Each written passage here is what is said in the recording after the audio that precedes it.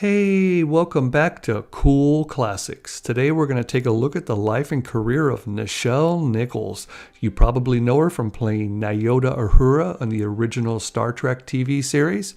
I got some cool clips and some freaky facts. Here we go. She was born Grace Dell Nichols, December 28th, 1932 in Robbins, Illinois, which is a suburb of Chicago. Her mother's name was Salish Parks Nichols, and her father was Samuel Earl Nichols, who was a factory worker in Robbins and later was elected as town mayor. She said that her parents had 10 children, and she was the only one that liked to sing, dance, and act. She also would write poetry and short stories. She said that by the time she was in high school, she started taking things very seriously. Anytime there was a call for a singer, dancer, or actress anywhere around Chicago, she showed up and she auditioned. And one of her best friends from school came along with her every time. And her friend's name was Marla Gibbs. Yep, that's right. The same Marla Gibbs that went on to play Florence Johnston, the maid on the Jeffersons TV series. She was also on 227 and a bunch of stuff. A long career there too. Isn't that a cool, freaky fact?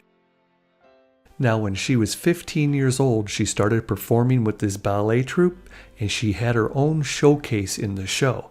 So she would sing and she would dance.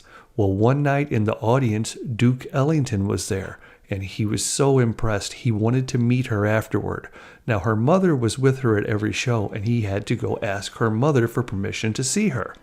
And so her and her mother sat down with him, and he said, "I just wanted to tell you that you have real talent.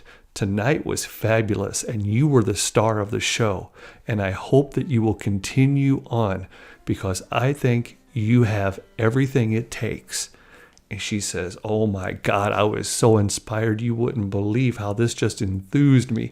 And for months and months, I was on cloud nine, like, I'm going to give it my all." And she said, "I did. I kept performing." Now, about 6 months later, she was performing in the same show. And by this time, they knew that she was the star. So they had let her do her own routine. She wrote it all, what she was going to sing, how she was going to perform and dance. And that was her section. Well, what she didn't know was Duke Ellington was back in the audience that night. And again, he requested to see her and her mother and talk to them. He sits down across from both of them and he says, "The last time I was here, I thought you were great. This time, I thought you were spectacular. Now, I asked your production manager who designed your routine, and she said that you did it yourself. Is that true?" And she says, "Yes, I did. I designed it all." He goes, "You chose the song and you wrote your dance routine?" She says, "Yes, I did." He turned to her mother and he said, "Mama, last time I was here, I told you that your daughter has real talent. And tonight it shines so brightly that I'm back here to ask you, will you design your own singing and dance routine and go on tour with me and open all of my shows on our next tour?" She says that both of their jaws hit the floor. And Duke said, "Don't give me an answer right now. Take your time and think about it. Here's how you can get a hold of me. We can talk about this. We can work out everything." Now, her mother's main concern was for the safety and well-being of her baby girl. After all, she'd be sending her out on the road with a group of grown men traveling around the country going in and out of nightclubs. Well, Duke Ellington worked out all the details with her mother, and he guaranteed her there wasn't anything bad going to happen. Her safety was his responsibility, and he would take that on and guarantee it. She says they ended up going out on a 3-month tour, and she had her own routine that lasted for 20 minutes, singing and dancing, and the crowd loved it. The Duke loved it. It was just too perfect. Everything worked out great. She said it continued on for a couple of years. You'd be at home for a month, then back out on the road for 3 months, then come back home, and you would just repeat this over and over. And during this time, her performances, she would change them up and try new things, and she was getting more bold and more brave, more creative, and more secure with her singing and dancing. She also asked her parents a question. She said, "Mom, Dad, I mean no disrespect when I ask you this, but I would like to change my first name from Grace to Nichelle. They asked her why she wanted to do this. And she said, I just feel like Nichelle fits me better. Well, they thought about it and they agreed. Whatever her decision was, it was hers to live with. And they said, it's also a very pretty name. So back out on the road she goes, opening the shows for the Duke Ellington Orchestra in theaters all across the country. But this time she's billed as Nichelle Nichols. Now one day she got a message that the Duke wanted to see her in his dressing room. When she walked in, he had a few of his band members sitting in chairs off to the side. And he asked her, do you know my songs? And she says, absolutely. And he goes, word for word? She goes, yes. Note for note? She goes, yes. And he goes, sing me the chorus to, and he named a song. And she goes, without accompaniment? No piano or anything? He goes, yes, right now. And so she started to sing it. And then when she got done, he looked over at his band members, and one of them said, B flat, F sharp, A. And he looked back and he goes, that's good. Now give me the chorus to, and he named another song. And she started singing. He looked back over at a different band member, and the guy nodded his head and said, perfect. And he looked back at her and he goes, do you still have that dress with you that you wore in the play when I first seen you? And she said, yes, I do. And I even have the shoes to match. And in her mind, she was all excited because she thought, I'm being invited to one of these big governor's balls or these big ritzy galas that he's always going to. And he performs a few songs at them and mingles. Oh, I've been wanting to go to one of these so bad. This is my chance. She was all excited. And then he says, great. Then we don't have to rush out and buy you one before tonight's show. I need you to sing for my band tonight. She said that her heart skipped a beat and her stomach started doing flip-flops. Then she asked him, why? What happened to Ivy? And he said, her asthma has been acting up a lot lately and she went to the hospital. She won't make it back in time. I need you to do this tonight. She said, oh no, I don't think I'm ready. And he said, yes, you are. You just sung a couple of these songs, pitch perfect without any accompaniment. You've got this. She said that she was super nervous, but she also knew how the set should go because she has watched it from the side stage 100 times and heard them and sang along with rehearsals. So she put on her gold dress and shoes, waited for the lights to go down. The band started playing. She knew her cues, walked right out there, sang the songs, did the same moves as Ivy, went through the whole evening like she was floating on a cloud, kind of surreal. Afterward, Duke came up to her and said, you sang perfectly. The only suggestion I have is tomorrow night, don't try to mimic Ivy's moves. Be more free-flowing. Do what comes natural to you. She said that the Duke always gave her the best advice and really helped her to become a better performer. She said, I also feel that I probably looked pretty silly up there as a skinny girl in a gold dress, trying to mimic the styles and moves of the seductive, beautiful Ivy Anderson. Now, Ivy had been the original singer for the Duke Ellington Orchestra for 10 years, and during this time, she gained a lot of notoriety because of this. She was even in a movie. She was in the Marx Brothers film A Day at the Races, where she has a solo performance singing All God's Children Got Rhythm. Unfortunately, Ivy never did regain enough health to return to the band, and sadly, she passed away at the age of 45 due to complications from her asthma. Nichelle continued on as the lead singer for years. Now, as the spotlight grew on her, opportunities started to arise. She started to receive offers to star in Broadway productions, which was a first love of hers. Eventually, she just couldn't turn them down anymore. She went to the Duke and told him about it, and he said, with my blessings, I wish you the best. You should go continue to chase your dreams. All this means is that you have graduated. So on she went to appear in Broadway productions. Now, you know, when I research these videos, I take my time and I really look for video and still pictures, but I can't find any of it for Broadway productions. The best I can sometimes do is find a picture of an old playbill from something that they were in. And sometimes it doesn't even have them listed on the front page, and that's all I can find, let alone their club days and their early performances. You know, times are really good right now. Everything's being documented on film. I wish we had more of an archive for this old stuff because we're missing out. Now, eventually, Nichelle started dating Foster Johnson, who was a choreographer and tap dancer, and the two of them ended up getting married in 1951, but they got divorced 4 months later. But Nichelle was already pregnant, so she had her son, Kyle Johnson, just a few months after the divorce.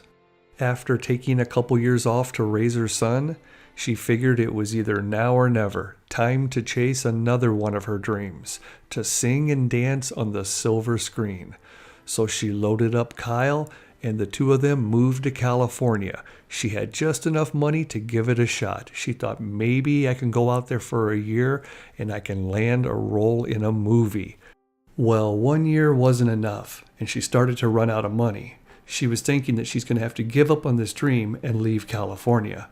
But her son had reached the age where he was now in school during the day, and this allowed her to go out and work the lunch shifts at restaurants, and this kept them in California a little bit longer. And during one of these days, she got to go out and do an audition, and she got a role in the movie Porgy and Bess. Now, it was a small, uncredited role as a backup dancer. But heck, she's now in a movie, and there's Sidney Poitier and Sammy Davis Jr. That's pretty cool. Well, this kept her motivated, and it's a good thing, because for the next few years, she didn't land any parts. She ended up just going to work full time, taking care of her kid, living a normal life. Money was really tight, and on occasion, she would try out and audition for something. And in 1963, she went in to audition for the TV show Sam Benedict. Episode 17 Gypsies and a Sinner Named Charlie. Now, she auditions for the show and they tell her, sorry, we can't use you. But is that your son out in the lobby? And she's like, yes. And they go, okay, we need him to play a part if it's possible. And the kid's like, oh yeah, cool, I'll do it. So next thing you know, Kyle ends up in that episode. He plays one of this guy's 17 adopted children. I guess they were one short and he got the gig. Nichelle said that she auditioned about 12 more times that year without any success. But the following summer, she has her son with her again, and she auditions for Dr. Kildare, episode The Middle of Ernie Man. She doesn't get the part, but Kyle gets a part again. Now he has 2 acting credits to his name, and he's digging it. Then things start to change for Nichelle. She gets a part on the TV show The Lieutenant, episode To Set It Right. Ernie, there'll be other times and better places. It's the same here as it was back home. You know why I couldn't come into town to meet you? What happened? There's a fight. He jumped you? No, I jumped him. But I thought after a few years a person would start to grow a little. Everybody's got a right to settle scores but us. Is that it? I'm nobody's Uncle Tom, Norma. I'm a man. I've got a right to feel and act like a man. Well, if jumping somebody's all it takes, then why don't you trade that nice uniform in for a funny white sheet with a pointed cap and a burning cross? Woo, did she jump into one heck of an episode there. And it was written by Gene Roddenberry, who was quickly becoming known as the guy you go to when you need a very impactful story. Now, while filming this episode, Gene and Nichelle started to become friends, and when it was over, they still continued to talk on the phone on a regular basis. And one evening, he asked her out on a date. So that Friday, they go out and they have dinner and a movie, and after the movie, they talked about the movie. Now, they were both very busy at this time. She had her son, she was working full time and trying to make it in Hollywood. He needed his peace and quiet, was writing stories, staying up all night, trying to sell them all day to studios. And they still managed to find time. It became a thing. Every other weekend, they would go out. And one evening, she went back to his apartment, and she seen all these scripts and papers, just stacks everywhere. He was writing constantly. She looks down at this one, and it's called Wagon Train to the Stars. And she says, "That's kind of a strange name, don't you think?" And he says, "Oh, you would love that story." So as time goes on, Gene ends up telling Nichelle that he's actually still married. And the first thing she thought was, "Oh my God, he's one of these guys." And he goes, "No, I'm going to be getting a divorce. It's just I haven't been able to figure it out yet, but we don't see each other." And she's like, "Yeah, that's the oldest trick in the book for a married guy."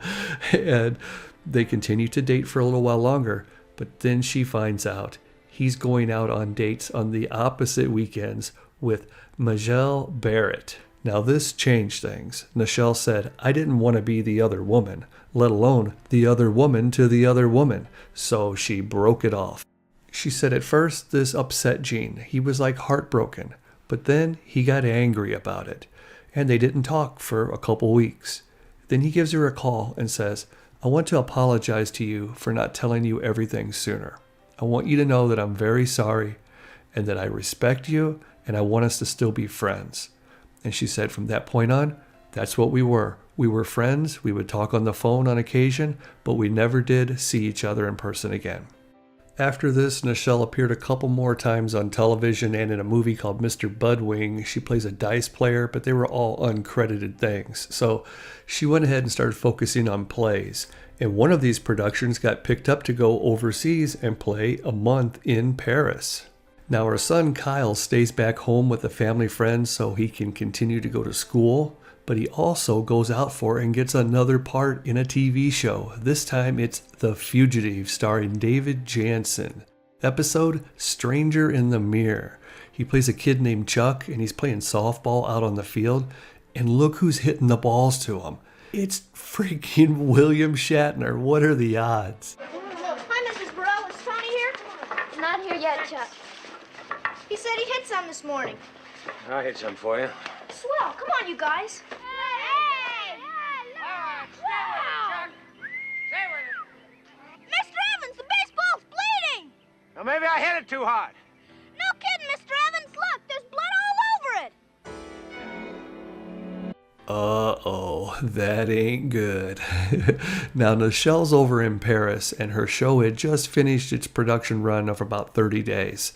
And she still had like 4 or 5 days before she was scheduled to come home. But her agent calls her and says, "You need to get the next flight back because we have a thing for you to audition." She's like, "What?" And he goes, "It's a show called Star Trek, and they asked for you personally." And she said, "What is a Star Trek?" And he says, "I don't know." Nichelle says, "Cool, I've been missing my son Kyle. This is the longest we've ever been apart. Book me on the next flight you can." So they schedule it up, and she heads to the airport. Knowing she had this long international flight ahead of her, she went ahead and picked up this book that was on the bestsellers list that she had been wanting to read, and this was the perfect time. A few days later, Nichelle shows up for this audition, and there's quite a few women there, which she expected, and so she had to wait around out in this lobby, and there was a couple open chairs. She took one, and she had her book with her. She's just reading along. Every once in a while, they'd call a woman back there, take about 20, maybe 30 minutes. They'd come back out, call somebody else. Well, eventually, they call her in. This lady leads her through the door and points to a chair and says, "You can go have a seat over there, Miss Nichols." And it's right in front of this long table that has 5 men sitting behind it. And as she's walking to it, she notices over in the corner, there's this little typewriter desk. And behind it is Gene Roddenberry. And she goes, "Oh, hi, Gene. I didn't know you were going to be here." He says, "Yeah, I have a little something to do with this project. Have a nice audition, Nichelle." So Nichelle goes ahead and sits down. And there's a few formalities spoken. And then the one producer, Bob Justman, sees the book and he comments and says, "I just started reading that. How do you like it?" And she says, "Oh, it's really good. And I'm about 3/4 of the way done. How far are you?" And he says, "I've only been reading it for a week and I'm about less than half." And she goes, "Oh," and they start talking about it. And then one of the other producers said that they've been hearing good things about it and they were interested, the rest of them, in what it was about. So between her and Bob Justman, they started talking about this book, and she said it went on for a half an hour. The book was called Uhuru, a novel of Africa today. And one of the other producers asked, what does Uhuru stand for or mean? And Nichelle and Bob both answered, freedom. Eventually, it's time to get down to business. So they hand her this 3-page script and tell her that she's going to read the parts of Spock. One of them is going to play Bones, one's going to play Scotty, one's going to play Captain Kirk. She looks it over for a second and says, give me some background information on her. And they said, her? And she goes, Spock. And they said, Spock is not a woman. Haven't you seen either of the pilots? She says, no. And I didn't get a script or even get to know my character's name. And they said, well, there's a reason for that. Go ahead and just do the best you can. So she reads for Spock as if Spock was a woman. And she's thinking, I must be doing pretty good because we're going through all 3 pages. Normally they would stop you by now. And when they get done, the one turns to the other one and says, somebody better call and see if Leonard Nimoy's already signed his contract or not. And everybody laughed. And she thought, who's Leonard Nimoy? So they ask her if she'll go back out in the lobby and wait around for a while. And she thinks, this is another good sign. They're going to have me come back in for a second audition today. Probably head-to-head against another woman. And so she goes out there and she sees there's probably 10, 12 women left. And if each one takes 20, 30 minutes, I've still got some time to kill. So she walks down the hall and sees this room and it's got this couch in there. So she goes in, props her feet up, starts reading her book. 2 hours go by and this woman sticks her head in the door and says, there you are. I've been looking for you for an hour. Nichelle says, well, is everybody else done auditioning? And the lady says, we sent half of them home. Honey, you got the part. Come with me. Nichelle's excited. She still doesn't know which character she's playing, but she got the part. Now, when they all show up to have their pre-production meeting, they're handed their scripts. And Bob Justman walks up to her, points down and says, your character's name is Uhura. He gives her a little wink and walks away. And she knew right then, out of respect, they named her character after the Swahili word Uhuru, which means freedom. As a smile sets in across her face, Gene Roddenberry walks by and points down and says, Lieutenant Uhura. Mr. Spock, sometimes I think if I hear that word frequency once more, I'll cry. I was just trying to start a conversation. Tell me how your planet Vulcan looks on a lazy evening when the moon is full. Vulcan has no moon, Miss Uhura. I'm not surprised, Mr. Spock. So the first episodes of Star Trek start to air on television. And Nichelle says that she didn't see any of these until the 6th or 7th episode because she would work so late, pick up her son, they would have dinner, and they caught like a part of one. Then they finally caught the full episode. And she thought, well, this is really cool, but she still didn't have any feedback except for they gave her some letters early on. Fan mail. Well, so she thought. When she opened them, the first 2 out of 3 letters that she received were very hateful and racist. This really upset her, and rightfully so. She made the decision not to read any more fan mail. Now, as the season continued on, she started to catch more episodes on television, and she would hear talk, and there was a lot of buzz going on that the show was great, and people liked her character. As the season got towards the end, she started to receive offers to appear on other television shows, but she didn't take them up on it. She focused on Star Trek. But then she gets an offer to star in a Broadway production. This was a big deal. Singing, dancing, and she's the star. This was like a dream come true for her, except it meant that she wouldn't be able to film Star Trek Season 2. It was one or the other. The schedules just wouldn't work out. So she thought for 2 weeks, tormented, she said, up and down all night long, worrying, oh, what do I do? What do I do? Finally, on the last day of filming the final episode, she went into Gene's office and turned in her resignation and told him the story with sadness in her heart, and her stomach was butterflies. And he said, Nichelle, please, no. You know what I'm trying to do here. We're breaking new ground. You've seen this script before, Nichelle. It was Wagon Train to the Stars. I pitched it to every studio in Hollywood, and they all wanted to make drastic changes. After the pilot, they told me you cannot have a woman second in command. Then they told me you cannot have this many ethnicities in non-subservient roles. America isn't ready for that. And so I said, well, when will America be ready? And they said, 300 years. That's why I rewrote it for 300 years in the future. And with you, a woman of color who is a lieutenant in the chain of command of the Starship Enterprise. Please, Nichelle, take the entire weekend. Think about my words. Think about everything. And if you still feel like you want to leave the show on Monday, you can go with my blessing. Excuse me, Captain Kirk. May I present our communications officer, Lieutenant Uhura? What a charming negress. Oh, forgive me, my dear. I know that in my time, some use that term as a description of property. See, in our century, we've learned not to fear words. We've each learned to be delighted with what we are. The Vulcans learned that centuries before we did. It is basic to the Vulcan philosophy, sir. The combination of a number of things to make existence worthwhile. The foolishness of my century. Nichelle says she left out of Gene's office that Friday with just a heavy heart and thinking, I wish I would have just dropped off my resume and ran, because she still wanted to go to Broadway.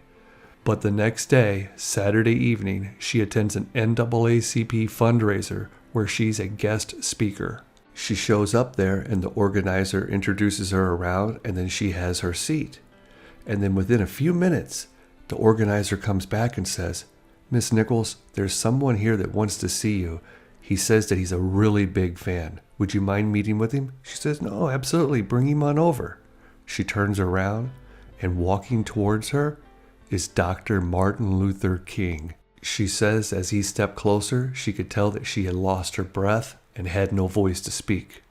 But he spoke first, and he said, Miss Nichols, I want you to know that my whole family are your biggest fans. We love what you have created here on Star Trek. Finally, a black woman is seen as someone other than a maid. And he just started talking and talking. She said all positivities about her character. Eventually, she has her breath back and doesn't know how, but she had enough courage to say, I'm really going to miss my co-stars and being on the show. And she said the look on his face changed. He said, what? Are you leaving the show or being fired? And she says, no, I'm leaving the show for Broadway. And before she could even get Broadway out, he says, you cannot. Do you not understand what door has been opened here? I don't know what you have going on in your personal life, but this is an opportunity for our people to be seen with beauty, intelligence, dignity, and respect. And just started going down the list. My children are only allowed to stay up past their bedtime to watch the show with you on it. You need to think about the impact on our people. If you leave the show, Miss Nichols, they do not have to replace you with a black woman. They could replace you with an alien, and the door will be closed. Nichelle says that's the exact moment that she started to believe in fate. She went into Gene's office on Monday, sat down, and said, I'm staying. He reached in his desk drawer, pulled out her resignation letter, and sprinkled it in the trash can. He had already tore it into 100 pieces. He smiled and said, what changed your mind? And she told him about Dr. Martin Luther King. And he said, that's just one more reason why we love him. Then he asked her if she's ready to start answering her fan mail. And she said, you know the story with that, Gene? He said, yes, I do. But do you know that those who speak first speak the loudest, and they're always your opposition, but that does not mean they are the majority. Come with me. And they walk clear to a different building. And when they get in this room, it has everyone's fan mail, and they've all been keeping up with theirs. But hers were boxes and boxes filled with letters, over 2,000 of them. She sat on the floor and started looking at where they were all from. She was piling them up in states, dividing them out. She couldn't believe it. She started reading some, and oh my gosh, they started tugging at her heartstrings. This one said, you look just like my mother. I love you. She thinks, oh my God, these are my people. And she breaks down in tears in the middle of this room, surrounded by all this love.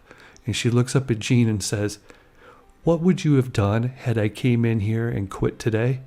He said, "I would be back in my office, but I would be the one with tears in my eyes." From that day on, Nichelle put her heart and soul into the character of Lieutenant Uhura. As the show continued to break new ground, Nichelle was at the forefront. She took part in the first ever interracial kiss on American broadcast television. The story behind the kiss is worthy of its own video. I'll make that one next. Nichelle has continued to appear in everything Star Trek related through its entirety, from animations to the movies, representing the show and her character at fan events and studio promotions alike. In the 1970s, Nichelle started the firm Women in Motion and partnered with NASA to help reach, teach, and provide applicants, women, and people of color with the resources and education that they need to get into the astronaut program. Over the decades, her program has found over 1,600 women and 1,000 people of color to qualify and be accepted into NASA, including Dr. Sally Ride, the first American woman in space, Colonel Frederick D. Gregory, who would go on to become NASA's Deputy Administrator, Guyon Stewart Bluford Jr., who became the first African American in space, Ronald McNair, who was the second African American to fly in space, and Judy Resnick, who was the second American woman in space. Now we come to my favorite part of these videos. Nichelle Nichols, as of April 30th, 2022, is 89 years old and still alive. Now there have been some strange series of events that have happened over these last few years that have a lot of people concerned. So concerned that they have started the Free Nichelle hashtag, inspired by the Free Britney Spears hashtag. In 2014, a young man who was her personal assistant at the time was arrested while the two of them were going through airport security in Los Angeles. He had placed methamphetamine in a carry-on bag that had Nichelle's name on it. Nichelle had no knowledge that the man had put drugs in her bag. Then her son Kyle Johnson petitioned the courts and claims that a man named Gilbert Bell had been living in her guest house for 8 years. During this time, he claims that Mr. Bell has embezzled an unknown amount of money, transferred ownership of her house to him, removed her from medical care, taken possessions of her house, and intentionally isolated her from family contact. Kyle was seeking conservatorship over her well-being. Wow, another amazing story. Although I hate how it's ending, I do feel that Kyle would have the best interests for his mother, so maybe there will be a happy ending. Leave a comment down below. Let me know what you think. I'm going to go ahead and make the video of the first interracial kiss. Click it on if you see it up above. Don't be scared to subscribe. Cool classics. I research these people because it relaxes me. I enjoy it. And I love this whole era of television. I'm learning as you're learning.